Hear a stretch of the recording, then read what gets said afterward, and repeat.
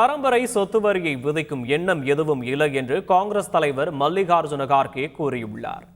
அமெரிக்காவில் ஒருவர் இறந்துவிட்டால் அவரது சொத்தில் 55% அரசை எடுத்துக்கொள்ளும் பரம்பரை சொத்து வரி விதிப்பு முறை அமல்படுத்துவது குறித்து நாம் விவாதிக்க வேண்டும் என காங்கிரஸ் அயலக அணியின் தலைவர் சாம் பிட்ரோடா கூறியது சர்ச்சையை ஏற்படுத்தியது. அவருடைய பேச்சை மேற்கோள் காட்டி நாட்டில் உள்ள சொத்துக்களின் மீது 50% பரம்பரை வரி விதிக்க காங்கிரஸ் திட்டமிட்டுள்ளதாக பிரதமர் மோடி உள்ளிட்ட பாஜகவினர் பிரச்சாரம் மேற்கொண்டு வருகின்றனர்.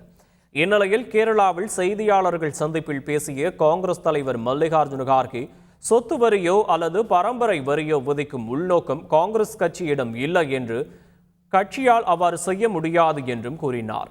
வாக்குகளை பெறுவதற்காக பிரதமர் மோடி இத்தகைய விளையாட்டுகளை விளையாடி வருவதாகவும் அவர் கூறினார். மேலும் பெண்களின் தாலி பாதுகாப்பாக இருக்காது என பிரதமர் மோடி பொய் சொல்லி வருவதாகவும் அவர் கூறினார்.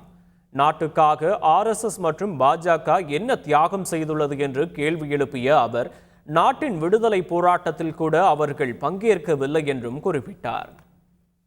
உண்மையான பிரச்சனையிலிருந்து மக்களின் கவனத்தை பிரதமர் மோடி திசை திருப்புகிறார் என்று காங்கிரஸ் கட்சியின் பொதுச் செயலாளர் பிரியங்கா காந்தி குற்றம் சாட்டியுள்ளார். கேரள மாநிலம் வயநாடு தொகுதியில் பிரச்சாரம் மேற்கொண்ட அவர், பிரதமர் மோடி மக்களுக்காக எதுவும் செய்யவில்லை என்றார். உண்மையான பிரச்சனையிலிருந்து மக்களின் கவனத்தை திசை திருப்புகிறார் என்றும், விலைவாசி உயர்வு மக்களை பாதிக்கும் பிற பிரச்சனைகளுக்கு தீர்வு காண பிரதமர் தவறிவிட்டார் என குற்றம் சாட்டினார். அதற்கு பதிலாக பொருத்தமற்ற விஷயத்தில் பிரதமர் கவனம் செலுத்துவதாக பிரியங்கா காந்தி கூறினார். செய்திகளை உடனுக்குடன் தெரிந்து கொள்ள உடனே சப்ஸ்கிரைப் பண்ணுங்க.